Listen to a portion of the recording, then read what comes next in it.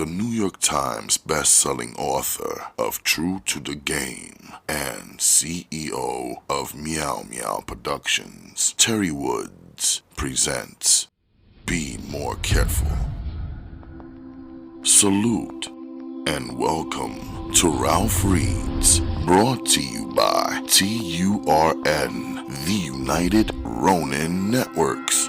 My name is Ralph Anthony Garcia, also known as R4. The legal, the loyal, the regal, the royal Ronin Ralph. Your master of ceremonies.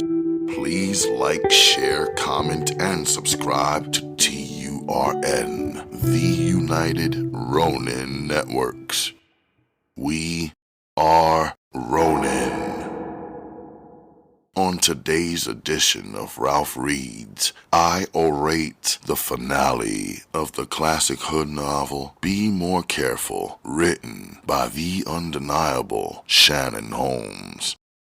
This entire Be More Careful miniseries is dedicated to the memory of my beloved dear mother, Barbara Antonia Figueroa. May she rest in prominence. Let the reading commence. Chapter 23. Why the fuck you keep sniffing all the time? Man questioned as he lay next to Mimi trying to watch television. Nigga, how many times I got to tell you, yo? It's fucking springtime and my allergies is acting up. Mimi was getting better and better at lying and covering up her drug habit. Yo, is that shit contagious? No, stupid, it's just my allergies. Mimi insisted. Good. Come here, man said playfully as he used his leg to open hers. Man and Mimi were now a couple. He was serious about her, and she was serious about dope. Man had yet to find this startling revelation out. The symptoms of her drug abuse were everywhere, but man on his grind, hustling and trying to get his weight up, never paid attention. He only saw home for what he needed to see home for. Mimi was something he just happened to place in his home. Man making money took precedence over everything. That was what he was most focused on. When Mimi would go on her drug binges, which lasted for days, she always had an alibi and a story to feed him. Man unknowingly ate what she gave him, believing her claims that she was spending time with her son. On a mission trying to cop some dope and make it back to the house before man noticed she stepped out, Mimi combed block after block in search of some good dope. She would have never guessed whose block she'd end up on to find it. Black's. Black was back. His drug business was in full swing, and he was getting money. It was like the old days seeing him on the block again. After spending so many years in prison, he had to make his presence felt again, just in case anybody forgot who he was. Black was overseeing his workers and his product. To him, there was nothing like being on the block. Nothing matched all the drama and the excitement. Black was putting his thing down on 21st and Barkley. The takeover had begun. Mimi didn't even notice him standing there. Too concentrated on copping and getting back home, she was busy focused on who could serve her. Mimi, what's up, yo? Long time no see, Black said, walking up on her from behind. Black? She asked, seeing but not believing. It had been so long. The last time she heard about him, he was in jail with no hopes of ever coming home. What, you forgot a nigga? Asked Black, thinking of how she used to do her little nasty motions with her legs and lips for him back in the day. Damn, Black, when you get out of jail? Asked Mimi, with her cash still balled in her hand. I got out a couple months ago, yo. Maybe she hadn't heard. Didn't she know about Netta? Those were the first thoughts in his mind. "What's up with you? What you doing out here?" Black asked, playing dumb, trying to throw her into a conversation. "You know, yo," said Mimi. There was no shame in her game. "I know what. You fucking with that thing?" "A little something like that. You know how that go," she said meekly, unable to look him in the eye. Yeah, Black knew how that went. She was on it hard. It happens to the best of them, Black thought to himself. "Listen, I need you to take a ride with me, yo. I'll make it worth your while." "You gonna hit me off, yo?" she asked. "I got you, yo," Black reassured her. "Alright. I hope this nigga hooks me up with a nice bundle," Mimi thought. However, Black was on some other type of time. Just as she suspected, the move turned out to be the 52 fake-out. Black drove straight to the nearest hotel. Mimi knew what time it was before she even got in his Jeep. Black's mission was twofold. First and foremost, he wanted to pump her for information about Netta. They had unfinished business. Then he was going to have sex with her, another measure of revenge against Netta. Once inside the hotel room, Black pulled out a large bundle from his jacket pocket and handed it to her. She immediately began to strip for him. Naked, she sat on the bed, dumping bag after bag into a $20 bill. As she began to snort, Black sat patiently, waiting for the drug to take effect. Then he began to question her. "So what's up with you and Netta?" he asked, trying to feel her out. Since the incident, Black hadn't seen or heard anything. He knew she had moved. He saw a for sale sign, so he knew she had moved. Just didn't know where. He needed specific details, and who better to give them to him than Netta's best friend? In between snorts, Mimi came up for air. "Me and Netta don't get down like that no more." "Why? What happened, yo?" asked Black like he was concerned about their friendship. "I'm tired of being that bitch's flunky. Netta thinks she's better than everybody. She don't get nobody no credit, you know what I'm saying? I'm tired of her shit. I'm grown, yo. I don't need nobody telling me what to do. That ain't what's happening no more," said Mimi, heated over the mention of Netta's name.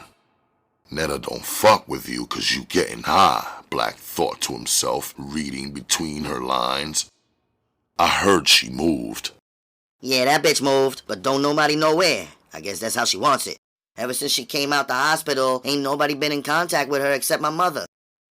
Netta is on some real antisocial shit now. She supposedly changed her life and is going to school or some shit. I don't know the whole story, but I know she living with this New York nigga named Tone." Jealousy and rage filtered over his entire facial expression. If anybody knew how much he hated New Yorkers, it was Netta. He had confided in her the details surrounding his uncle's death and his ill will towards New York and New Yorkers a long time ago. She knew he hated them. How could she fuck with one of them niggas? How? She's sleeping with the enemy. This bitch is the enemy. He really wanted to kill her now. It was disrespectful. It was like she had spit right back in his face. It took every ounce of restraint Black had to keep his cool. He took Netta's relationship with Tone straight to heart. "How you know?" he asked, picking Mimi's brain, not wanting to believe it was true. "Oh, I'm kinda messing with his cousin, but it ain't nothing serious though," she said, lifting her face up out of the $20 bill long enough to answer him. "Kinda my ass. Both you bitches are exactly alike. Snakes. If all you dumb ass hoes and stupid ass niggas would stop fucking with them New York niggas, they couldn't come down here and take over. Why can't these motherfuckers see that? He wondered as he sat there looking at her in disbelief. Ready to get down to business, Black got up and walked over to Mimi. Standing in front of her, he reached down and pried the dope out of her hand. Now that he had her attention, he unzipped his pants and pulled out his penis. Mimi began performing fellatio, something she had gotten good at over the years, licking him and slowly taking the head of his cock in and out of her mouth. Mimi never once thought about the fact that he used to fuck her girlfriend. Black took the back of her head and held it down, pushing his dick in her mouth until she choked. The more she tried to breathe, the more he tried to make her swallow. Black did Mimi dirty and fucked her just as he had Netta, except he didn't beat her. No, he had big plans for Mimi. He needed her. Every time a thought of Netta went through his mind, he became engulfed with rage. He cursed himself for not killing her when he had the chance. This time, he would devise a plan to get rid of her once and for all. If he could kill her boyfriend in the process, then so be it.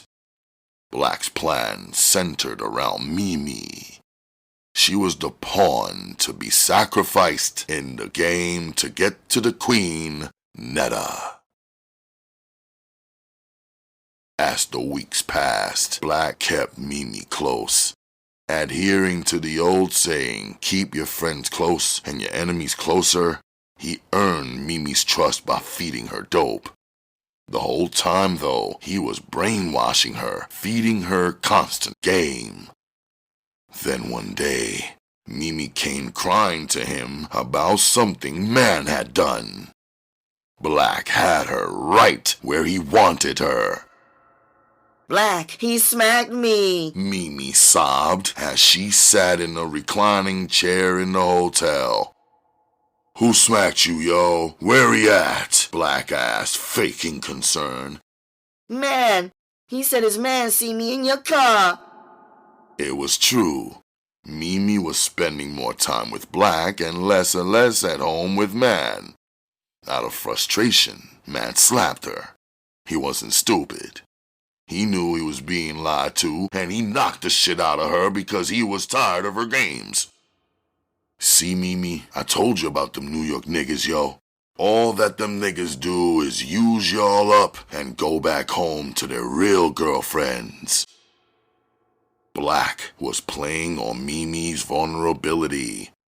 Mimi was more angry than physically hurt. Man was now on her shit list along with Netta. They were gonna get theirs if she could help it.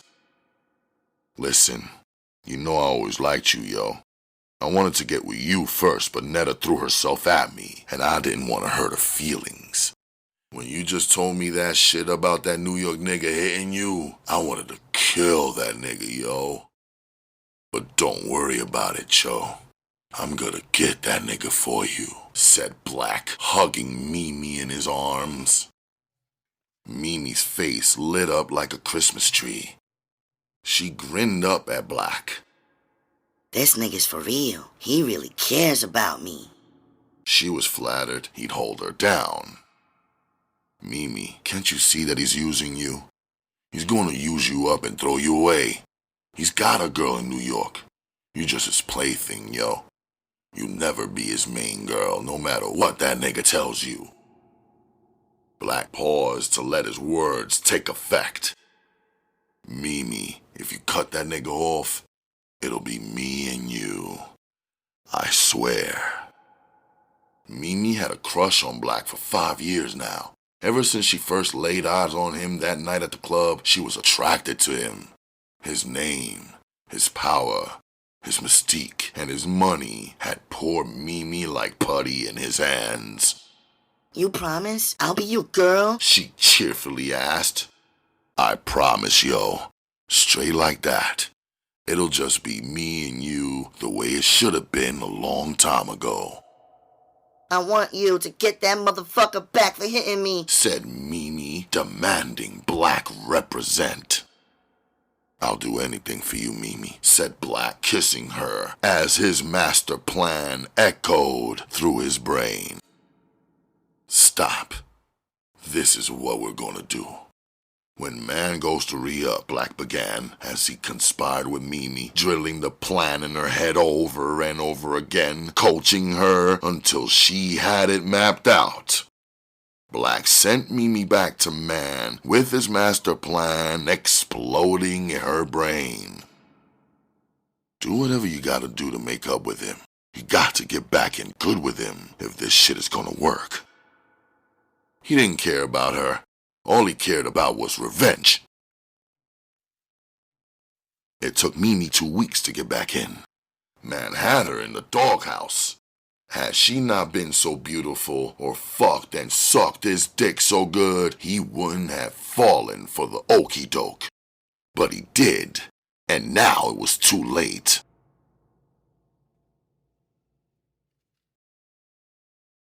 Chapter 24. Running late, man almost overslept. He hastily packed his travel bag. Inside the bag, he placed a couple of outfits on top to cover up his perfectly placed stacks of dough. He was going to New York to re-up as he did every third week of the month. Mimi laid across the king-size bed, flashing her sad puppy dog eyes. Why can't I go? You said I can go with you next time. Man ignored her. He had a bus to catch. He was looking forward to partying in New York tonight. Man didn't want Mimi tagging along, messing up his plans.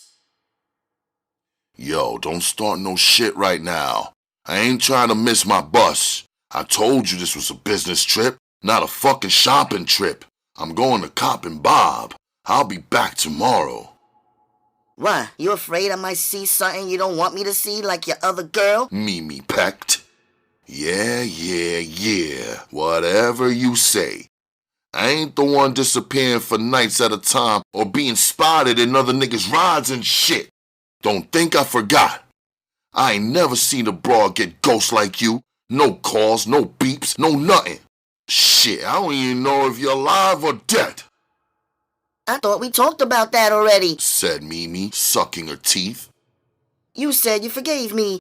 For the 1000th time, I told you I was spending time with my son. I did have a life before I met you. I ain't trying to hear that shit, yo. I did forgive you, but I ain't forget nothing. You'll start bringing your shorty over here for a change. I don't bring my son around other men. That ain't cool. Anyway, when you going to take me to New York to meet your mother, huh? Or was you just gassing my head up? I'm only introducing wifey to my moms. Soon as you start playing your part, I'll take you.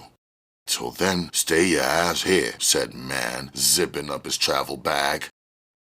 Mimi was pissed. See, that's the reason right there your motherfucking ass is gonna get it, thought Mimi. She started to say something foul, but she held her tongue. All the things that Black told her went running through her mind. This nigga really is playing me. She didn't forget about him slapping her either. The sound of the loud cab horn interrupted their conversation. Man went over to the window and yelled out to the driver. With his back turned, Mimi reached into his bag and removed his driver's license. Man turned around and grabbed his bag. Heading out, he slammed the door without saying another word to Mimi. Fuck you, motherfucker! Mimi hollered as soon as she heard the door close. Then she called Black. Anticipation was a motherfucker. Remember, do what I told you, yo, he said, hanging up the phone. Black went straight to the bathroom to take a shit. The thoughts of what he was about to do heightened him, giving his adrenaline a rush. All his 007 shit with Mimi had paid off. He had her acting like a spy for the past 3 weeks, gathering information about man's coke stash. Black turned to his little brother, Stink. Come on, yo. It's time to take care of these New York niggas, yo. You ready? I was born ready, a hyped Stink replied. This was the moment he'd been waiting for. He'd been wilding out while Black was in prison, basically living off his brother's reputation. Stink wanted to prove his thoroughness to Black by putting in work. He wanted to show his big brother that he could go just as hard as he could. He wanted to catch a body, bad. Arriving late for his scheduled departure, man was mad. Now he had to push his plans back somewhat since he wouldn't be in New York as soon as he had expected. Paying for his bus ticket, he suddenly realized he didn't have his driver's license and he never traveled without it. Man feared getting stopped and being harassed by the police on a humbug. Not having any ID was an excuse for them to search him and fuck with him. Man walked to the public phones that lined the Greyhound terminal wall. He dialed the number to the house. The phone just rang and rang with no answer. Where the fuck did that bitch go that quick? Man was really hot now. Just as he was about to catch a cab back home, Mimi pulled up across the street in his Lexus. The familiar horn sound in midair caught man's attention. He looked to see his Lexus and Mimi waving his license. As he dodged the heavy afternoon traffic to get across the street, Mimi made a strange move. She drove up into the parking garage. Why the fuck is this bitch going in there? Man thought as he followed on foot behind her. See how much I love you, yo? Mimi affectionately stated as man jumped into the car. I broke my neck getting down here to give this to you. Mimi handed him his driver's license.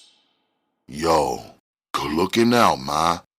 Where you even find this shit at? On the side of the bed. You probably dropped it when you was rushing, said Mimi as she drove deeper into the parking garage. She was looking for a nice quiet spot to park.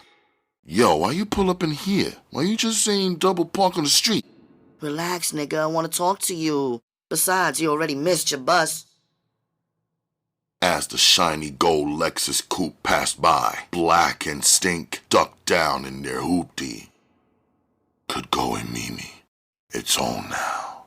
Ain't no turning back, thought Black as he watched her park between two vans. Switching off the ignition, she turned to man.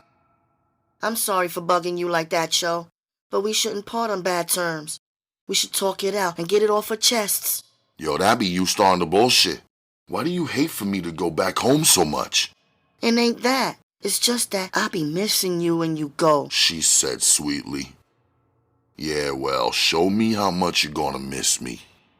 His one-track mind was always working overtime. Since he missed his bus, might as well have some fun, and man knew Mimi would be game. Mimi hit a lever on the steering column and raised the wheel.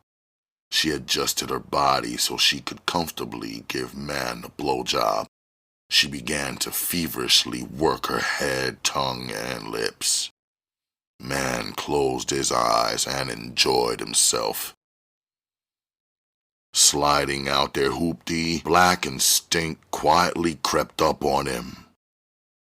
Approaching the car with guns drawn, Stink took the driver's side and Black took the passenger side.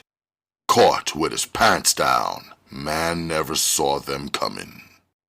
Simultaneously, they snatched the doors open, which Mimi had conveniently left unlocked for them. Man stared in horror down the barrel of Black's .45 Auto Magnum. Get the fuck out the car, ho! Stink ordered, pulling a handful of Mimi's hair with her head attached. Alright, yo, fun time is over. Pull up your fucking pants, yo, and get the fuck out the car, Black commanded of Man. Maybe Man was moving too slow, or maybe he looked at Black too hard or too long. Whatever the case, Black hauled off on him and clubbed him in the head with the gun. Instantly, a gash opened up the skin on Man's forehead. Black then dragged Man out of the car and threw him on the oil-stained pavement. His violent hatred for New Yorkers surfaced swiftly. Stink joined in the act, viciously smacking Mimi in the head. "You nasty stink bitch," he growled. This wasn't part of the plan. What part of the game is this? Mimi thought to herself as she found herself on the receiving end of some hard-ass slaps. What the fuck is he doing, and why is Black letting him? Dazed and lying on his back, Man looked up from the ground. "Hey yo, what the fuck, B?" Black put a knee in his chest and his pistol to his forehead. "Be this, motherfucker. This ain't no fucking game, yo. Do what the fuck I say and you'll live. Don't, and you'll die. Now where's the money at?" Black was dying for him to make a move and do something stupid so he could kill him.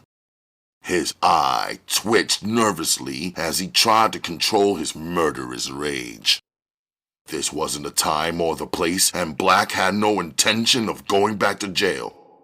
"Yo, it's in the car," Man said, squeezing out breath from the knee still in his chest. "The money's in the car, yo!" Black yelled to Stink as he lifted his weight off Man's chest, still holding the gun to his head. Stink shoved Mimi to the side and reached in the car and grabbed a travel bag and joined Black on the other side of the car. Together, they turned Man over and duct-taped his hands and feet. Lastly, they blindfolded and gagged him. Working quickly, as time was of the essence, Black gave Stink the signal, and he went in and got the hoopty. Man figured this wasn't no ordinary robbery. He was being kidnapped. Mimi played her part well, a little too well for Black's liking. He saw her giving Man brain with the same intensity she used on him the previous night. This bitch must be crazy if she thinks she's gonna be my girl. Black winked at Mimi as Stink pulled the car up. Together, they lifted Man up and threw him in the trunk of the car. They sped off, having gotten what they came for. Now that Black had kidnapped Man, his other problem was what to do with Mimi. She was a potential witness or co-defendant. Either way, Black wanted to get rid of her, but he figured he still might need her. So for the time being, he let her live. But later on, he planned on doing the world a favor by killing them all.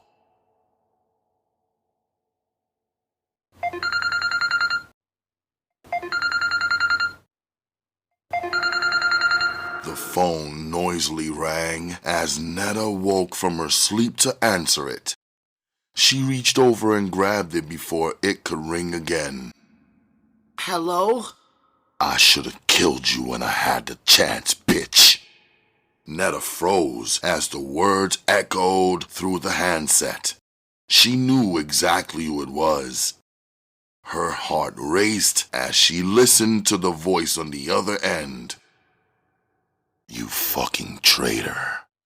You switched sides, huh? Now you taking New York dick. What? Be more dick ain't good enough for you no more? Thought you could get away from me, yo? Huh, Netta? Well, bitch, I'm back.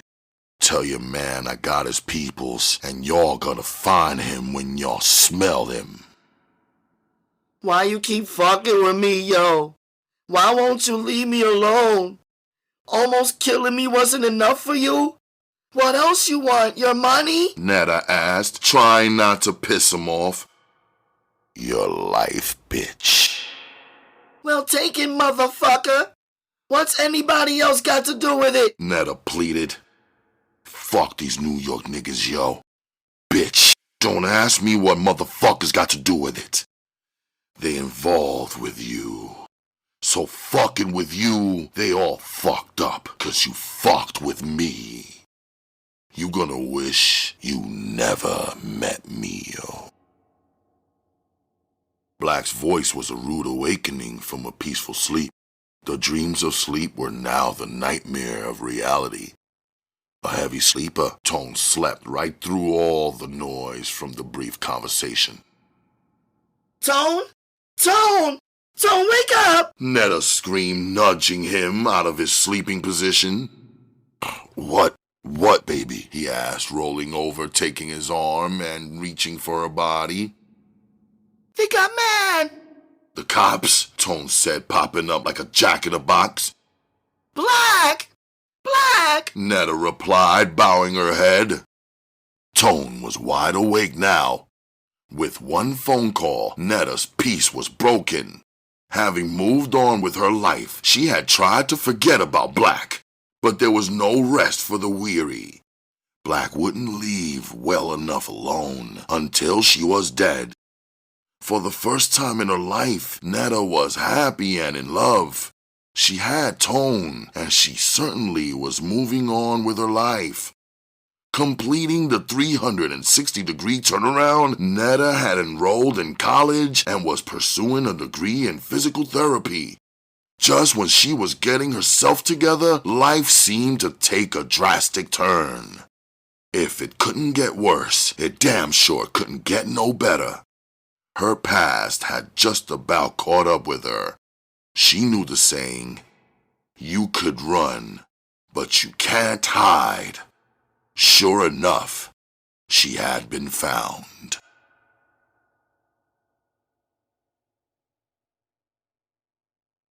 Chapter 25.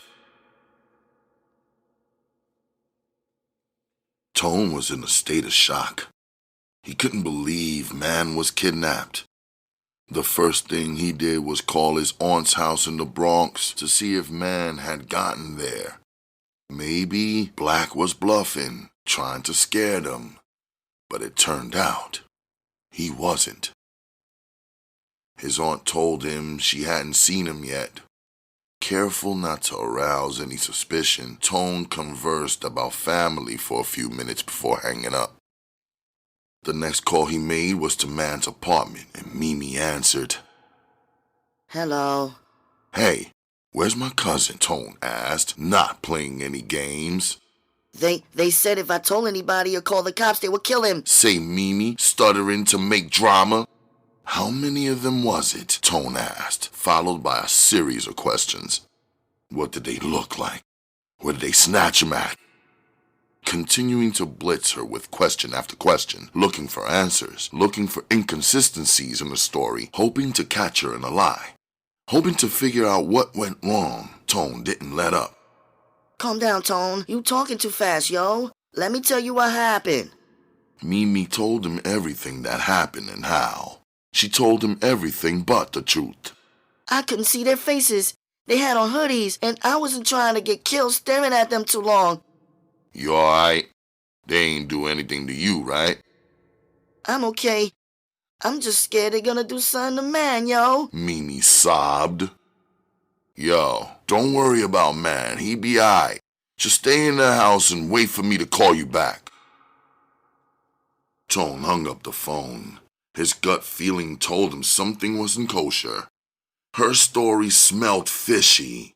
He could understand the kidnappers telling her not to call the police, but why didn't she call him? Surely they wanted some ransom money. Abduction and kidnapping wasn't an accident. It was planned. Man had been targeted, but for what reason? Tone didn't have a clue. To understand the situation, Tone had to investigate the past, Netta's past. He planned on starting with Mimi, as she was a mystery to him. All he knew about the chick was that her and Netta used to be tight, and for some reason they fell out. Tone had seen her maybe a handful of times, and from experience, he knew that Netta didn't like talking about Mimi. In the past, Tone had respected that, but now he needed to know certain things, like who the hell had called and told Netta in the first place. As soon as she was out of the shower, he was going to question her extensively. Across town in a dirty, dark basement, man was blindfolded, gagged, and tied to a chair. He was still woozy from the bumpy ride in the trunk over to the stash house. Through the vent, he could hear the voices of his abductors.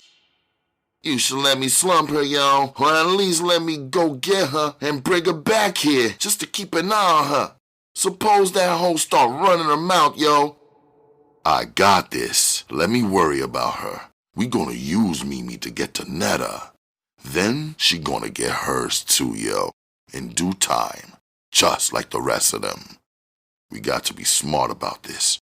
I ain't trying to go back to the penitentiary. If I get knocked for another body, they gonna put me under the jail." Man couldn't believe his ears. They had just implicated Mimi in his kidnapping. He swore up and down if he ever got out of that chair, he'd kill her himself.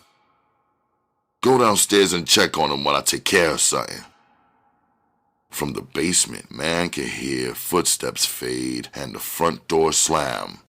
Then he heard a loud whistle and the scratching sounds of dog paws, followed by more footsteps on the creaky wooden basement steps. Stink and his dog flew down the stairs and into the basement. Gator, Stink's light brown pit bull terrier with his massive head, was a ferocious dog bred to fight and kill. Had man gotten a glimpse of Gator, he would have probably shitted on himself. "Watch him, Gator, watch him," Stink whispered to his dog. Gator looked intensely at man and snarled, revealing rows of razor-sharp teeth. "Sit," Stink commanded, then launched a verbal tirade at man. "We let y'all come down here and get money, yo, and what y'all do? Y'all try to take over. Now what type of shit is that?" asked Stink, throwing his arms out in the air. Man said nothing. He couldn't since his mouth was gagged. This cat got a personal beef with New York for real. "Keep it real. Y'all live better down here in B-more than you do up there in the big city. Cause if y'all niggas didn't, yo, then why the fuck is there so many of y'all motherfuckers down here, huh?" As Stink talked to man, he began to pace the floor right in front of him. He grew madder and madder, just thinking about the New York invasion of Baltimore. Frustrated, Stink raised his hand and slapped the shit out of man. The force of the blow almost knocked man and the chair over. Gator reacted to the loud ringing sound by standing to attention, ready to attack. "Sit, Gator," he directed his dog, then continued with man. "Y'all New York niggas is out here getting my money. Y'all fucking with my bitches." He went on, and it was around this time man gave up hope of coming out of this alive. Netta stepped out of the bathroom in a fluffy white Victoria's Secret. She walked into the bedroom to find Tone lost in his thoughts. He was sitting on the edge of his bed, his chest bare, wearing only a pair of boxers and socks, looking straight ahead at a blank, empty wall. "Hold your head, boo. Everything will be all right," Netta said, doing her best to raise Tone's spirits. There was no response. Lost in his train of thought, he forgot he had been waiting to question her. Now it was time. "Yo, what up with Mimi, yo?" "Mimi?" Netta questioned, somewhat confused. She hadn't given her much thought since the hospital. She knew that friends test each other, but what Mimi did was totally inexplicable. Her sudden disappearance was unexplainable, and Netta couldn't figure it out to save her life. "Yeah, Mimi. I need you to tell me the 411 on her. How does she get down? I talked to sis while you were in the shower, and she sounded a little shaky. Word. I don't know for sure, but I'm willing to bet Mimi got something to do with this shit." She's lying, I could tell. It's something about her that ain't right, word to my mother. Mimi? I don't see her doing anything like this, yo. I mean, why would she? She doesn't need the money. Her twin brothers and her father used to get money. I know for a fact her family still got paper. What's her story then? What type of person is she? Tone asked, pressuring Netta for some background information. She's a club-hopping party girl, a gold digger, Netta said bluntly. But that's still my girl, no matter what. I love her to death, Tone. Mimi gets a little emotional at times, and when it comes to men, she could be real gullible. Mimi and me go way back. Netta took an unwanted trip down memory lane, telling Tone how she and Mimi met and became tight.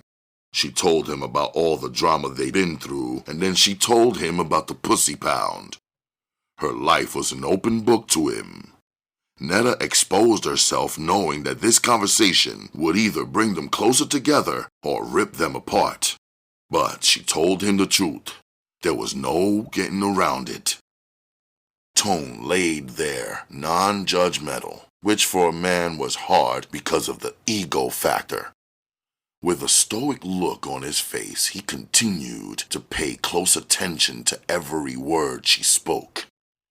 He wasn't shocked or surprised at the things Netta was saying. He just couldn't believe she was so damn devious. The men, the money, and the lifestyle she spoke of put him in a reverie as he took her words in. See, there is a flip side to every coin, just as there is a flip side to the game, and Tone had no choice but to understand Netta. Everybody had to eat, and everybody had to make a living, some way, somehow, and he had skeletons in his closet too. Plenty of things he had done in the game that he wasn't proud of, and he had no intentions of talking about them either, with anyone, ever. At least Netta had the courage to tell him and trust him with her life. Lord knows Tone had done plenty of dirt. Matter-of-factly, was still doing it. After all that we've been through, you'd think Mimi would have been there for me like I was there for her. I couldn't help but feel some kind of way about that, 'cause when the shoe was on the other foot, I was there for her every fucking time, Netta declared. Yo, if y'all were that close, why you and Mimi stopped kicking it? That's a good question. Only Mimi knows the answer to that one. Yo, there's one more thing I need to ask you, Tone said seriously. What? Is the nigga that got my cousin the same nigga who beat you like that? Tone asked the question, figuring he might as well get all the information from Netta while the getting was good. Black? Responded Netta. The Black. The Black? Not the Black from West Baltimore, thought Tone. There was over 1 million blacks in Baltimore, but only one black. His name and reputation preceded itself. He was a living legend. Even though Tone was from New York, he was still rolling in Baltimore, and he certainly knew who he was. People on the street would speak Black's name with reverence and fear. It was as if he were some kind of superhero who had the power to single-handedly drive every New York drug clique out of Baltimore. I heard that nigga was in jail for killing his man, Tone stated, questioning fact or fiction. He's out. Trust me. That's what everyone else thought till he hit the bricks. Yo, why that nigga do you like that? What, you shitted on him or something? Tone asked, always wanting to know what was behind the attack on Netta. Something like that. I robbed him, Netta said, admitting the truth. Tone just stared at her. He remembered the night he found her. How would he ever forget that? I ain't saying I did or didn't deserve what he done to me. I did take $200,000 from that nigga, so I guess I got what was coming to me. You know what comes around goes around. That's the game, and I took what he gave me. But what I can't figure out is, what do me and my cousin got to do with all this shit? Or is Black just bugged out on some jealous shit? What? He think me and you is in cahoots and that you broke me off a piece of his loot or something? Asked Tone, puzzled. Netta sat there thinking when suddenly the answer hit her. Black hates New Yorkers. Ever since his Uncle Briscoe got killed in Spanish Harlem, he just automatically started hating New Yorkers, she said, pacing the floor as her mind quickly scrambled. For Tone, though, his mind wasn't scrambled. He had some answers and some understanding. She robbed him for $200,000? Tone sat still as he looked at Netta, never thinking that of her. She took a seat in the chair across from him and began apologizing. He tried to kill her, and now he must be coming back to finish what he started. Thoughts of the malevolent night filtered through his head. And since I'm with her now, and I'm a New Yorker, he took my cousin. What are you thinking? Asked Netta, looking at Tone, breaking his concentration. I'm thinking, if he could do what he did to you in the hotel room, it's no telling what he'll do to my cousin, he said, hurting for man, yet still unable to put his finger on Mimi's role in all of this. You ever set anybody up before? He asked Netta, expecting to hear the unexpected. No, never. I ain't get down like that. I would never set anybody up. I'm a lot of things, but I'm not that. Don't ask me why I did what I did to Black, because I don't have an excuse. I guess I didn't love him, and I used him, and I live with it for the rest of my life. Please know that. And know that I'd never do anything to hurt you. I just wouldn't. I love you, Tone, she said, hoping he wasn't upset with her. Nah, that's not where I'm getting at, Tone sharply replied. Then what are you trying to say? Asked Netta, jumping up out of her seat, ready to pace again. I'm trying to say that Black had to have somebody help him kidnap Man. Somebody close to Man in order to set him up, said Tone, thinking logically like the Libra he was. Well, I don't think it was Mimi. I don't think she's capable of anything like this. Yo, you don't know that for sure. People change. But I know this. What's done in the dark will certainly come to light. You're right about that one. I'ma call a few people to find out what Mimi's been doing, said Netta, opening up the night table drawer for her phone book. Yeah, you do that. Because you don't know your girlfriend like you think you do. She's not right, Tone said to himself, thinking about his conversation with Mimi earlier. He was willing to bet his life Mimi had something to do with this. For Tone, it was hard to imagine things getting any worse than this. But they would. Netta dug out her black book and dug into her past. She was conducting a thorough investigation. One by one, she called the original members of the Pussy Pound, whom were all surprised to hear from her. Yeah, Netta, she said you said fuck us. You don't love us. You don't need us. We need you, Petey confessed. I ain't know what the deal was with you, yo. She was saying some pretty foul shit about you. Although her friends couldn't tell her over the phone, Netta was visibly upset. They couldn't see the anguish in her face or the hurt in her eyes, nor could they feel the pain in her heart. Netta couldn't believe Mimi hated on her like that, and for no reason. But the worst was yet to come. Rashida dropped a bomb on her. I'ma keep it real with you, Netta. I don't want to be the bearer of bad news or backbite Mimi, but girlfriend is out there, yo. She's sniffing that diesel like crazy. Netta was speechless. She would never have guessed that Mimi was getting high. Mimi knew how she felt about junkies and crackheads. I've been wanting to tell you, but nobody could get in contact with you. Damn, baby girl, you should have been called so I could have had told you what was going on. Still skeptical, Netta couldn't believe it. Sheeta, how you know about Mimi? Are you sure? Let me put it to you like this. Some niggas approached me on some old bullshit. Straight up. Like 3 or 4 different niggas asked me, could they run a train on me like we did on your friend Mimi? They said their whole crew ran up in her for a bundle of dope and Mimi let them. I also heard some nigga got her on videotape freaking her out. Camera all up her ass and everything. It's terrible. It's really bad, girl. Damn, where you been? I knew you ain't know what was going on. Netta was silent. There was no words that she could muster out of her mouth at that moment. This news was unbelievable. People see her standing on dope lines with toilet paper hanging out her nose, and you not gonna believe nothing else I say because you don't believe what I'm trying to tell you right now, said Rashida, wanting Netta to brace herself for the clincher. What? What else is there? Questioned Netta as if it could get no worse.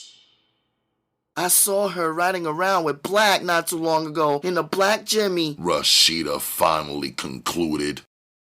This shit was a startling revelation, not to mention disturbing to say the least. It added insult to injury. Netta couldn't believe Mimi would cross her like that. Slowly, she began to realize that Tone was right. Mimi was involved in man's abduction. That bitch! How could she fuck with him? He damn near killed me! That was the straw that broke the camel's back. Mimi had crossed the line. Friends don't fuck behind their friends. Certain things are off limits, and ex-boyfriends were definitely one of them. You were right, said Netta, hanging up the phone. She looked at Tone. After everything she had told him, this seemed the hardest to say. They say she's getting high, and she'd have seen her riding in Black's Jeep a few weeks ago. Yo, I knew it. She's fucking with Black, huh? Tone said as he jumped off the bed and began pacing the floor. He was stressing. Yo, you think Black is holding man for some ransom money? Nah, he don't need your money. Black is paid, Joe. She couldn't bring herself to tell him what she was really thinking. Man was a goner, if not already. She hoped for the best, but expected the worst. Netta was anxious to bring some closure to all this drama. In her heart, she knew this was far from over. She knew Tone would retaliate whether man was dead or alive. Revenge was the law of the land. Back at the stash house, Black sat at a tiny kitchen table mixing a lethal concoction together. "What the fuck is that you doing?" Stink asked as he hovered over his big brother's shoulder. "It's a hot shot, yo. Battery acid and dope," said Black. "What you gonna do with it?" Stink asked, prying some more. "I'm about to finish the game, yo. I'm gonna kill that New York nigga man and that dope fiend bitch Mimi with this," he said, stopping what he was doing to give his brother a devilish grin. Stink was more than a little disappointed with the method Black chose for murder. He wanted to kill man gangster style, shoot him to death, and watch him bleed. Black busied himself bagging up the hot shot and cooking up the other half in a mayonnaise top over a low flame on the stove. When that was done, Black went back to the table and into his jacket pocket, pulling out an old, filthy, hypodermic needle he'd found in an alley. He drew up some water from a puddle in the sink, squirting it to make sure the needle worked. Satisfied, he drew up 50 cc's of his poison potion, then cautiously cradled the needle in his hand as he headed toward the basement door. This should be enough to kill him, thought Black. The sounds of footsteps coming down the basement stairs awoke man from his nap. Alerted and aware he had company, man listened to the 2 sets of footsteps closing in on him. What are these jokers up to now, man thought as he felt a pair of hands roughly rolling his sleeve up. Panicked, he began shifting his weight from side to side in the chair, trying to prevent them from doing whatever they were trying to do. "Stink, hold this motherfucker down!" hollered Black. Securely fastened to the chair, Man wasn't much of a match for Stink. He bear hugged him to keep him still. It wasn't till the needle stabbed Man in the right arm did he know what was happening. This was it. Man felt it through his veins. Black squeezed every drop of poison out of the needle. It quickly entered Man's bloodstream and raced straight towards his heart. Man's insides were on fire as he began to sweat profusely, going into violent convulsions. Man tipped his chair over, desperately trying to scream and free himself. Black and Stink backed up and watched him squirm around the floor until he no longer moved. Within minutes, Man was dead, and a sick smile spread across Black's face. Late that night, they dumped Man's body in Druid Hill Park in West Baltimore. The next day, a morning jogger spotted Man's body in some bushes and notified the authorities. The Baltimore Sun newspaper carried a small article. The headline read, "New York Man found dead in Druid Hill." Tone happened to be reading the paper when he came across the article. "Yo, I'ma kill that nigga. Word to my mother. I don't care where I see that nigga or who he's with." Tone took the news hard. It began to affect his thought process, causing him to think reckless regardless of the consequences. "You know where that nigga lives at?" he demanded to know. Netta merely shook her head no. She helplessly watched him pace the bedroom floor endlessly. No words came to mind that could relieve his stress. "What about his mother? You know where that bitch lives?" Tone asked crazily. Again, Netta shook her head no. It hurt to see Tone go crazy right before her very eyes. Tone was bitter and mad at the world. He felt directly responsible for Man's death. In his mind, it was all his fault. If only he had left Man in New York, this wouldn't have happened. Tone swore on his life he would avenge his cousin's death. He knew the only way to deal with a beast like Black was with violence. Slay or be slain, the only thing power respects is power. Unable to face his family, Tone stayed down in Baltimore after sending Man's body back to the Bronx. He knew that they would blame him for what happened. Tone couldn't bear to face them till he took care of Black. At least his mind would be at ease knowing he had handled his business. Then and only then could he deal with whatever the family had to say. Tone put the word out on the street that he was going back to New York for good, as if he didn't want any more trouble. He let everybody think that he was soft so that Black would drop his guard. In reality, he was on a murder mission and wanted nothing more than to find Black. Netta temporarily put her life on hold for Tone. Though he never blamed her, she felt personally responsible for what had happened. Netta watched Tone sink deeper and deeper into depression and revenge. She tried to console him. She loved him so much. She wanted him to know that he wasn't alone and his pain was her pain. Netta never loved any man the way she loved Tone, and Tone was about to test that love. "I love you," she said passionately. Do you really love me? He asked. No doubt, Tone. I died for you, she said, meaning every word. Damn, that's deep. Would you kill for me? He asked right back. Netta just stared at him. There was no need in wondering what he was talking about. He was going to let her know. I need you to take care of something. What? Netta asked, not sure if she wanted to know. Kill Mimi. You know she set up my little cousin, right? She set up my little cousin to get murdered. Kill her, said Tone coldly. He had just asked her to commit the ultimate crime, the ultimate sin. And as crazy as it sounded, Netta actually was contemplating it. Though her new life was nice, she never had fully grown accustomed to it. Netta still had the same street mentality in her she always had. Old habits do die hard.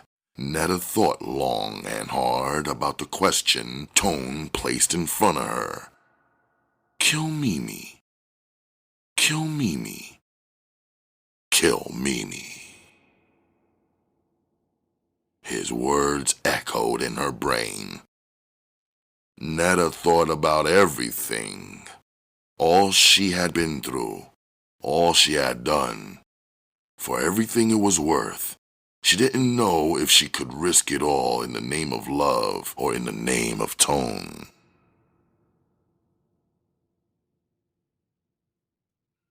Chapter 26.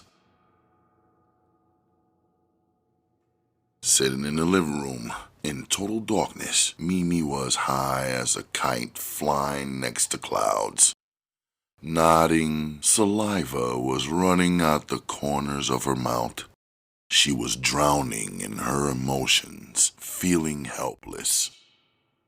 Oh my God, what have I done? She asked, after finding out what happened to Man. It wasn't supposed to go down like that. They weren't supposed to kill him, she thought to herself. No, things had gone too far. Black's scheme had brought about consequences she never imagined. Death. Paranoid, Mimi was living on the edge of reality, not caring about anything but her next high. Going into seclusion, she avoided everybody. She feared for her life, so she stayed clear of Black. After all, he killed Ty, Man, and God knows who else. Mimi stayed confined in the same apartment she once shared with Man, only going out to cop her dope. She refused to answer the phone or the door. In her trance-like state, Mimi never heard the apartment door quietly open and shut. She never saw the perpetrator advance toward her in the darkness. Suddenly the lights clicked on. Mimi's heart skipped a beat, scared. She thought Black had finally tracked her down. She tried snapping out of her drug-induced stupor, but her droopy eyelids struggled to open as her pupils tried adjusting to the light. She squinted and blinked till she focused her vision. By this time, a dark, blurry figure dressed in all black was standing over top of her, clutching a snub-nosed .38. Mimi? Netta questioned as she stood above her, unsure of her target. She couldn't believe how bad Mimi looked. There were rings around her eyes like she hadn't slept in days. Her hair was unkempt and wild, and her nose was caked up and crusted with snot, boogers, and dope. Netta? Mimi slurred as she recognized the sound of a friend's voice. Ashamed, she never wanted Netta to see her like this. She continued. How you get here? Don't worry about how. Look at you. Why's you fucking with that shit? Asked Netta, still holding the house keys Tone had gotten from the coroner when he identified Man's body. I don't know, Mimi mumbled. Embarrassed, her chin was glued to her chest. To see her in this condition hurt Netta more than Mimi's betrayal. Her girl was hooked on dope. She took pity on Mimi and suddenly began to have second thoughts about killing her. Why did you set up man, yo? What did he ever do to you?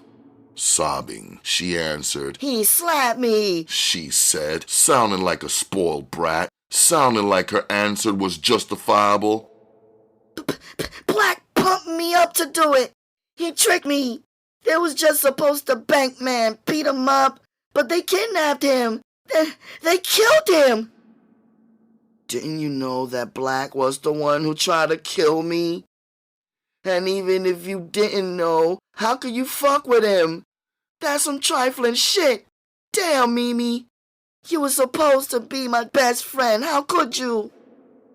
This was supposed to be easy, in and out, point and shoot. No rapping. Just do what you gotta do, according to Tone. He never took into account their friendship, their bond, because he never recognized them having one. This made the task more difficult. Mimi wasn't a stranger. She was a friend. I'm sorry, Netta. I swear I didn't know Black did that to you. Not knowing wasn't a good enough excuse for Netta. She raised a gun to Mimi's head and with her hand on the trigger began to tremble uncontrollably. She couldn't pull it. Netta's mind was playing tricks on her. Do it. Don't do it. Do it. Don't do it. She's your friend. Do it. The bitch is a snake. Do it for Tone. He loves you. Voices echoed in Netta's head, battling back and forth. Netta thought she was going crazy. She lowered the gun.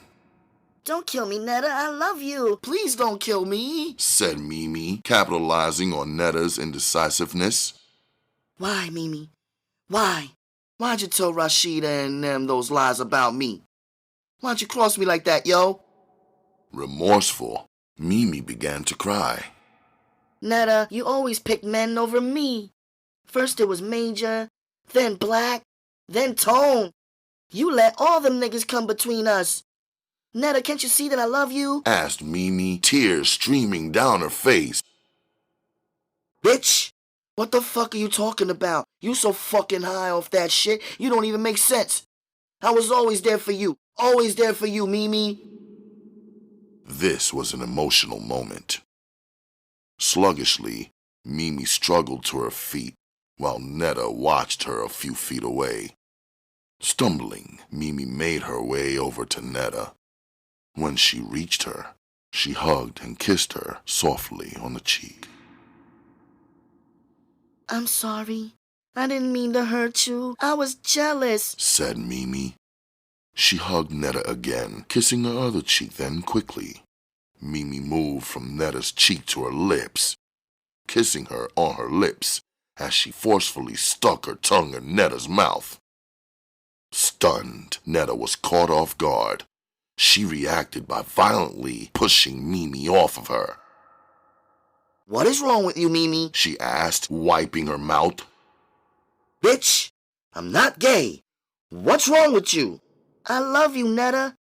I've been in love with you since the day we first met. Remember when we met on the bus? Asked Mimi, regaining her balance. Motherfucker, I'm not gay, said Netta as she spit on the floor.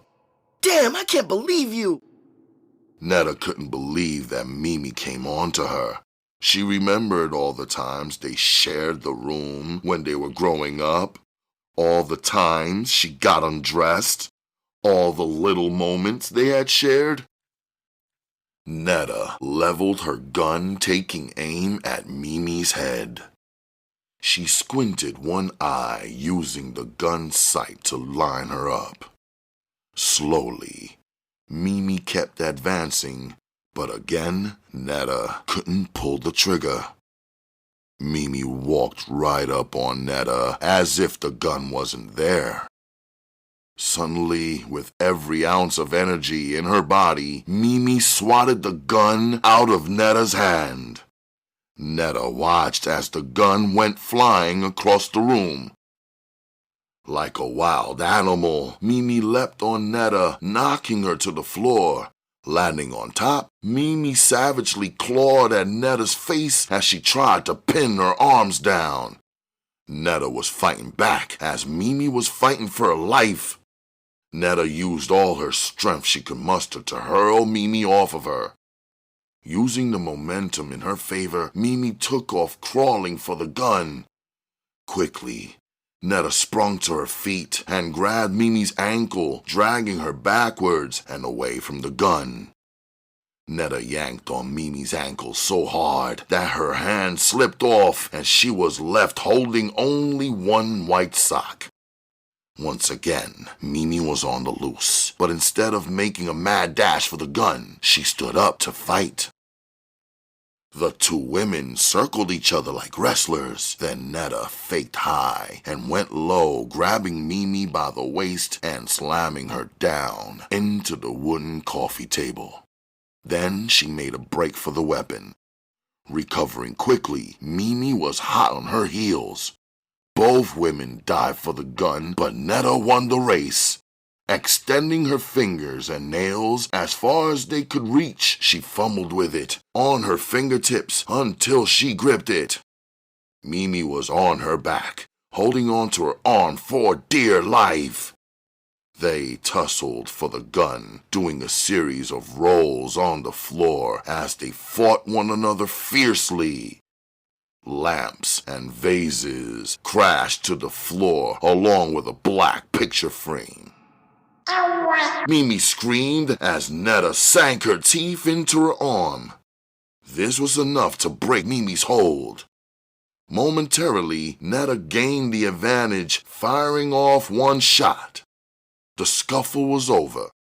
Mimi lay dead with a bullet embedded in her skull. Large multicolored wreaths decorated the funeral parlor. Paying their last respects at the wake, Netta greeted Mimi's grieving mother and son, offering her condolences as if she didn't play a part in Mimi's death.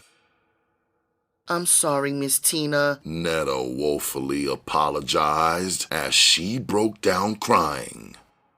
I know, baby, I know. It will be all right, Netta. Calm down, baby, it will be all right, Tina agonizingly replied as they embraced. Tina was so consumed by Netta's grief, she almost forgot about her own. Poor Tina. The game had claimed all of her children in one way or another. She never knew that the very thing in life that brought her so much joy, being her children, would turn around and cause her so much pain. As Netta played the role of a grief-stricken friend and not murderer, the funeral home began to fill up with mourners. Young people from the hood, former classmates, and the Pussy Pound came to pay their last respects. One by one, they passed the casket to view Mimi's body, something Netta couldn't bring herself to do. Her conscience was killing her, and she couldn't bear to see Mimi in the casket. She would have done anything to take back what she did. She tried to tell herself that Mimi was simply there sleeping, but deep inside, Netta knew she wasn't. The guilt of what she had done was eating her alive. If only she could tell someone, maybe she'd feel better. She knew she wouldn't, though. Just then, Netta stood as still could be. Looking like a mannequin, she watched a tall, middle-aged, dark-skinned man brush by her. He was dressed in a navy blue suit and black shiny wingtip shoes. Netta recognized him instantly. It was her father. It was Dollar. What the hell is he doing here? He walked up to the casket and bent over and kissed Mimi on the forehead. Then he mumbled a few words, after which he turned around and greeted Tina, who broke down in his arms. She's in heaven now. Our baby girl's in heaven. It's going to be okay. Our baby is going to be okay. Netta, an earshot away, didn't need to hear him. She could read his lips. It was like she was standing in low tide and watching a wave moving steadily toward her, crashing right on top of her head, taking the breath right out of her. Her whole entire world was about to collapse. Suddenly, Netta felt ill. Her stomach ached. The pain in her belly was the same pain that screamed as loud as her sobs. Her breath was breathless as she helplessly tried to breathe. Tiny beads of sweat gathered on top of her forehead like rain on a waxed car. Her eyes filled with tears as her face cracked of pain. What have I done? Oh God, please forgive me, please. What have I done? People naturally assumed she was overcome by grief, but it wasn't. It was guilt.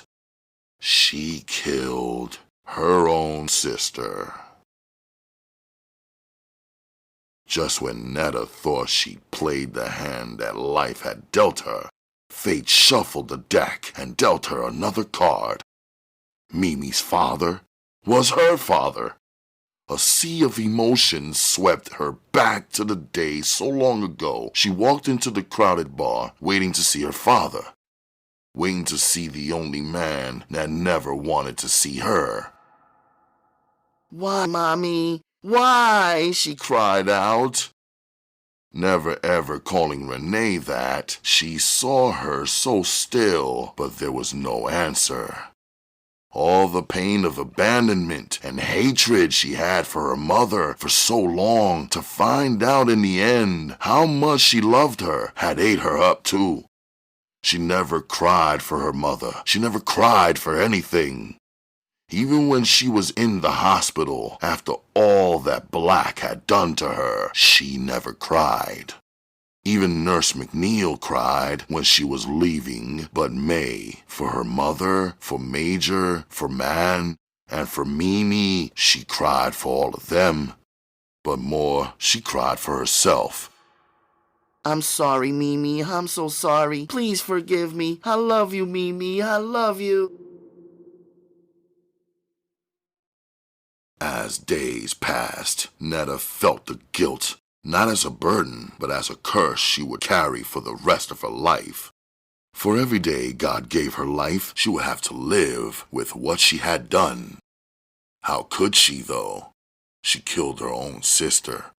All the petty bickering over the years of what nigga did this and what nigga was gonna do that and who had this car and who had that piece of ice, who outdressed who, and all the little jealousies and evils brought them to this day. Netta was left standing alone. If it brings you anything, when you are finished destroying everyone around you, you will still have yourself left to deal with. This was Netta's rock bottom. When her father walked into that funeral parlor, Netta's invisible shield disintegrated. That shield protected her feelings and emotions all of her life. Without it, she was vulnerable and emotional, something she had never been. As days and weeks passed after the funeral, she contemplated suicide so much. She just didn't have the heart. Night after night, she sat on the toilet next to the bathroom sink and took a razor out the tiny box. She placed the razor in her hand, then sat it on top of the inside of her wrist. She looked at the map of veins under her skin. All she had to do was slice, then it could all be over. Her life could be over, and she wouldn't have to hurt anyone. No more pain. Please, God, let me have the heart to do it. Please, God, let me do it this time. But she didn't have the heart to do it. Or maybe that was just one prayer God wouldn't answer. She put the razor down feeling more insecure and hating herself for being a coward. So she tried pills. She couldn't swallow them, though. Keeping it real with Tone had cost her dearly. She couldn't even confide the truth to him that Mimi was her sister. So she kept a dark secret to herself, and her sorrow for Mimi turned into rage. Long hours passed by as Netta thought to herself how to get back at Black for all he'd done. Yes, she knew she was guilty, but so was he, and he would pay. Again, revenge would play its part. She wanted to kill Black with a passion more than she wanted to kill herself. Through the grapevine, Black learned of Mimi's death, and it was music to his ears. Good riddance, he thought. Someone had saved him the trouble. He wondered who. Word on the street was Tone and Netta packed up shop and headed north. New York, that is. Black was disappointed he didn't get a chance to kill them both. At the same time, he was feeling himself because he ran Tone out of Baltimore. Now, Black was busy concentrating on locking down East Baltimore. He wanted shit back like the old days. It's hard accepting the fact that things can never be the way they once used to be, but Black was determined to try. He became a permanent fixture on 21st and Barclay, his main money-making block. When word got back to Tone that Black was showing his face regularly, Tone devised a plan to murder him, and Netta was more than willing to be a participant. Fantasizing about killing him was what kept her alive. His death was her lifeline. Revenge was all she wrote. As nightfall spread across Baltimore City, Black Silver 8430 couldn't be missed parked down the block. He was profiling and supervising his drug operation, which was still in the infancy stages compared to the level Black was on before he went to prison. He had an all-night shop in an attempt to come up quickly. Wanting to upgrade to a S500 or maybe a 6, he figured his presence would ensure his ship to run smoothly, and it did. The block was pumping. Black's workers were busy catching an incredible rush of customers. In the alley, they were serving customers and running back and forth to the stash house, leaving Black alone at times. Down the block, two old dirty dope fiends pushed a shopping cart full of soda cans slowly up the street. Both were busy fanning out the different sides of the street, checking out the curbs for empty recyclables and refundable cans. Closer and closer they inched toward Black as he busied himself talking on his cell phone. Sitting on the hood of his hoopty, Black was deep into a silent train of thought until they were right in front of him. By the time he saw who it was too late. This was the moment Tone had been waiting for. Pushing aside his trench coat, he exposed a Mac 11 semi-automatic submachine gun strapped to his shoulder. At the same time, Netta produced a 9mm Taurus with an infrared scope. Black's eyes got as big as $50. He knew immediately who this Bonnie and Clyde team was. Netta and Tone. They had the drop on him, but Black refused to go out like a sucker. Staring down the barrels of the two guns, he looked death square in the eye and didn't blink. "Do what you gotta do, yo," he said, gritting his teeth and defying human nature. Those were the last words of a dead man. Tone squeezed the Mac 11's hairpin trigger, letting loose a barrage of bullets.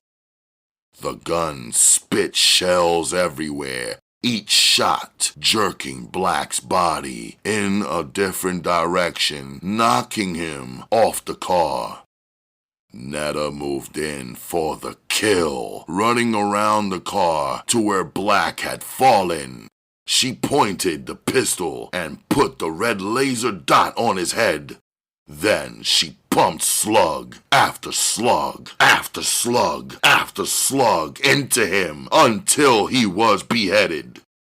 Tone stood back and watched as Black's head exploded like a ripe tomato.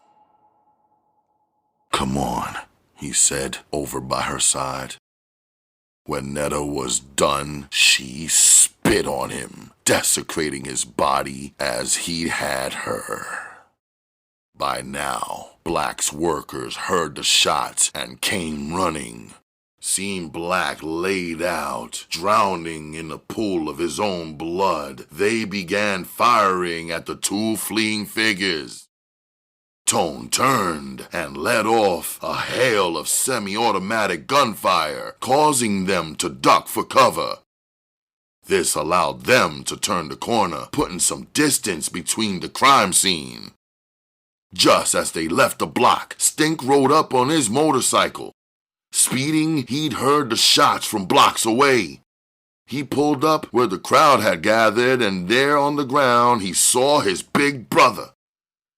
"Black, no!" screamed Stink as his mind went blank and he couldn't think. "They went that way, Stink!" a worker yelled as he pointed. "A guy and a girl!" another one yelled as Stink took off after them, gunning his bike in their direction. Making their way safely to the getaway car, Tone and Netta were home free as they drove down North Avenue. They were careful to obey the speed limits. They didn't want any problems making it to I-95. Traffic was usually heavy for this time of night, and they moved at a slow but steady pace. Tone reached over and grabbed Netta's hand, signaling his approval about what they'd done. He had his reasons for his cousin and for Netta. They did what they had to do. He'd do Black and she'd do Mimi. That had been his plan for his cousin's revenge. Smiling, he reached over and kissed her. "It's gonna be alright, you know. I love you, Netta. I love you, Ma." Gaining ground, Stink was helped along the way by innocent bystanders who had pointed out the getaway car. Riding his bike like a madman, he maneuvered in and out of cars, through the blocks and the streets, looking for them. With a gun in his waistband and his hands securing him to the bike, he was unable to wipe away the tears rolling down his face until he stopped at red lights and stop signs. "Is that them?" Stink wondered. Up and ahead, he could see a black Chevy at the red light. Stink slowly began to cruise between the stopped cars in front of him toward the traffic light. At the light, Tone and Netta were contemplating their own thoughts. He was heading back home, I-95 north straight to New York. He had big plans, too. He was ready to open up a nightclub in his Bronx neighborhood. It was time to leave B-More, and he didn't want to wind up like his cousin Man. Tone didn't want to die and his family have to travel like that for him. B-More wasn't his town, and he certainly didn't want to end up doing no time in prison for a murder rap either. He didn't know which was worse. Netta was in her own trance, thinking about her new life in the Big Apple. She wanted to get out of B-More and away from all her demons. There was too much pain, too much misery, and too many old memories for her in this town.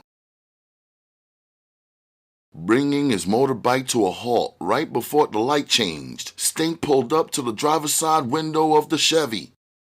Calmly, he stared at the sight of Netta on the passenger side. As the car pulled away from the light, he reached into his waistband and geared his bike.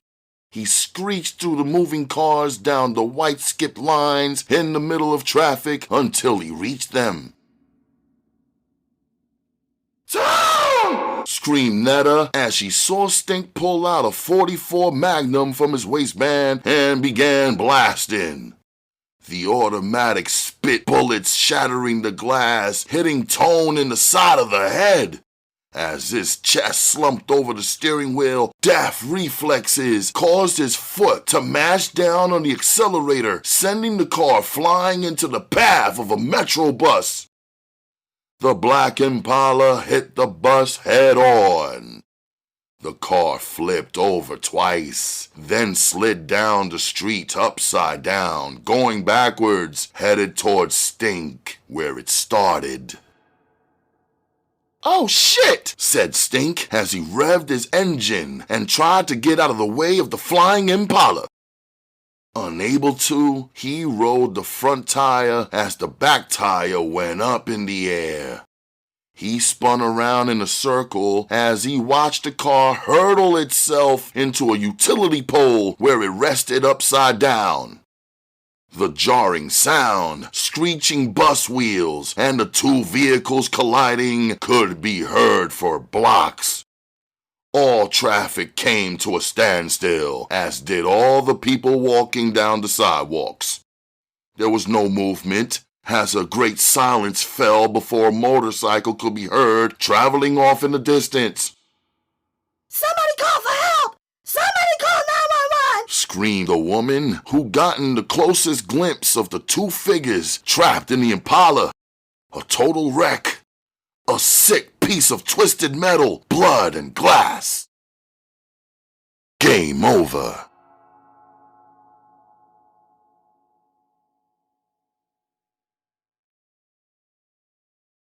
Epilogue.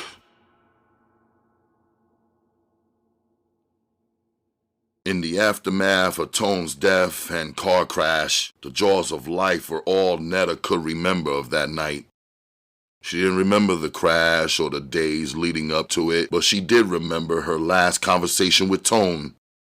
He was so excited. He came back for her after the car stopped moving. She didn't want to go with him, though.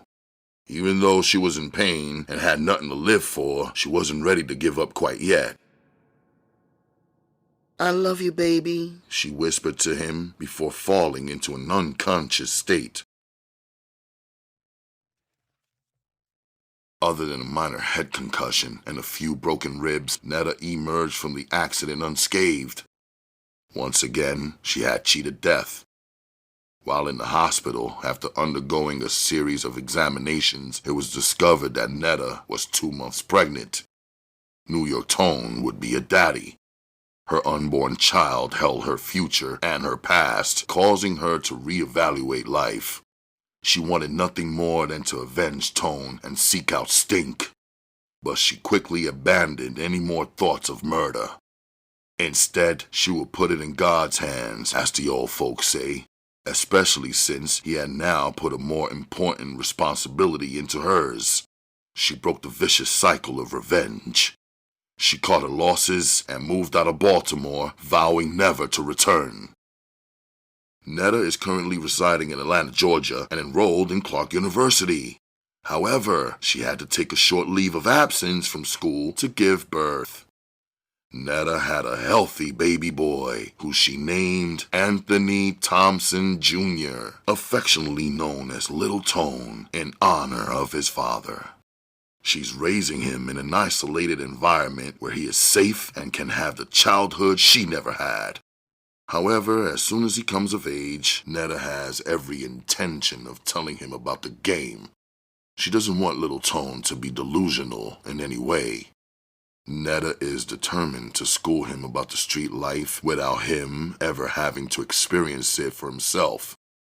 Financially secure, they are living quite comfortably down south. As of this writing, the other members of the Pussy Pound are still deep in the game.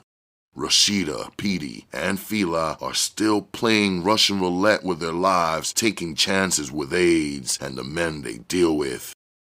To them, the whole situation, the fate that befell Mimi, Black, New York Tone, Man, Netta, and her mother Renee was just unfortunate fate. Nobody ever really thinks it could happen to them, death that is, until it does, and then it's too late. Death is always a reality in the game. Miss Tina, Mimi's mother, is currently raising little Timmy as best she can by herself. She has her hands full living in West Baltimore. She has big plans of moving down to the Maryland Eastern Shore near Ocean City before the streets get a hold of little Timmy. She doesn't want him to even get a teeny tiny taste of the street life. She's doing everything she can not to lose another one of her babies to the streets. Willie Johnson, a.k.a. Dollar, Mimi's dad, is still living in Baltimore and he's still doing his thing. He helps Tina out with his grandson from time to time. Rumor has it that he has a contract out on the life of the killer or killers of his daughter. After his violent death, Stink took over the reins of his brother's drug operation. Eager to establish his own reputation, he began putting his murder game down, systematically knocking off rival drug dealers and anybody from New York in his town trying to get money. This led to his subsequent arrest and conviction on triple homicide charges. He is presently serving 3 natural life sentences running wild. While thugging it out in the penitentiary, Stink stabbed another inmate to death over a card game and has since been transferred to the Maryland Supermax. In an attempt to control him, he had been confined to his cell 23 hours a day. Nard copped out to 15 years with the state, but while serving his time in the Maryland House of Corrections, aka The Cut, he continued to mastermind an elaborate drug operation from jail. He was indicted on federal kingpin and conspiracy charges. Nard ran one of the biggest drug rings inside and outside a joint that the Maryland authorities had ever seen. Several high-ranking correctional officers were also arrested as a result of the lengthy investigation. Nard had to be removed from the Maryland correctional system. He had too much power. He is currently serving his Maryland state sentence in Arizona, and after he's paroled or released, he will be transported to a federal penitentiary to begin serving his life bid. Nard will never see the light of day again, unless he escapes. If life was fair, there wouldn't be any ghettos, or any Nettas, Mimis, Blacks, or Tones. But since life isn't fair, the ghettos turn out more black youth every day like the ones you just read about here. A simple twist of fate here, or break in life there, and these characters could have been anything in life they wanted to be. But a cruel fact of life is circumstance. The majority of circumstances dictate the course in life that we take. Circumstances dictate our choices in life. Only in theory do we control our own destiny. So right or wrong, left or right, good or bad, life-altering decisions are made like these in the ghetto every day. At an early age, if placed in the same situations, do you think you'd make it? How? Think about it before you rush to pass judgment or condemn someone else. Food for Thought by Meow Meow Productions CEO and author Terry Woods. I would like to leave you with a thought or something positive to think about. Sometimes when I'm out here, I sort of feel like I'm standing alone and all around me are different tunnels. They're dark and scary, but at the end of one, there is a light. I'm so alone and confused, I know this tunnel must be the one. It must be right. Halfway through, the light disappears, and just as in life, there are obstacles to face and decisions to make. When that light goes out, I just want to get back to where I started so I could try again. Try another tunnel to find my way. I know if my mind ain't right and I don't do right and make good decisions based on values, principles, morals, no matter what or who that obstacle is, if I don't make the right decision and do the right things, it would be a struggle, hard to survive, hard to live. And sure enough, there is another tunnel all lit up. So I say, yeah, I'll try this tunnel, 'cause I got to get somewhere. I'm really trying to get to where I got to be in this world. And maybe the light will go out. Maybe it won't. But if it does, I must get back, get my mind right, and start again. I will not lose. I will find that path for myself, and I will reach the end of the tunnel, because I am the light. Now give in to him raw. I think if I don't get through that tunnel, I might not ever find that happy spot. I don't want my time wasted. My shit is worth a lot. Past platinum and diamonds and German automobiles. There's evil in them tunnels, little valleys and tall hills. And the more that is done is the more that comes. I think if I do unto others, some will and some won't, but I can roll with the good and the bad 'cause I'm going for broke. I can face any obstacle, brush off hitting pain, and even though I just stumbled, shit's still okay. See, there was a brother. Of course he was black. He caught my stumble. My nigga had my back. Shit's bright and I'm alright, but I'm hungry now, my stomach's aching. Wait a minute, I don't feel my wallet. Shit's now missing and I'm not playing. Please tell me that the brother that just helped me didn't pocket my bread. I really needed that to make my comeback, so I had somewhere to lay my head. I hustled when shit was mad tight, put in mad work, and made sure my shit was right. Lord, no, not again. Shit's never sunny for long, always gotta rain. Can't never win. Raindrops keep falling on my head. I'm thinking Glock with an infrared. Nigga, take 2 to the back of the head. Rob another. Not 'cause he's my brother, but because a nigga can. Fuck you. Fuck where you came from or where you gotta go. Nigga, ante up or you never see home. I knew you had it. Thank you very much. Motherfuckers still underestimate me till I'm down and fucked up. Now my pockets is right again. It's on for the night. Nigga, please, I've been through the tunnel and back again, motherfuckers. I am the light. Signed by Terry Woods.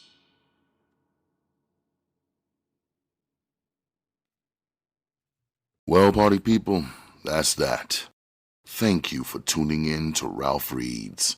I would like, or rather love, to thank you, queens and kings, fellow royalty, for stopping by. You may connect with me via Facebook, send a friend request to Ralph Anthony Garcia on Twitter and Instagram at RGMC2407. Send an email to rgmc2407@gmail.com, where if you like to leave a small donation, please use the Zelle app or paypal.me/RGMC2407 or Cash App. My cash tag is RGMC2407. You may also connect with me on my other channel, the music channel, RGMC, Ralph Garcia, Master of Ceremonies, and right here on TURN. Tell a friend to tune in to the United Ronin Networks.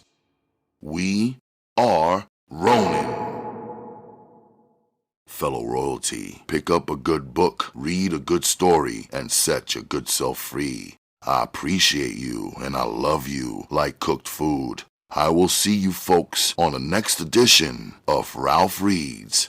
May whatever you do multiply for you by at least 2.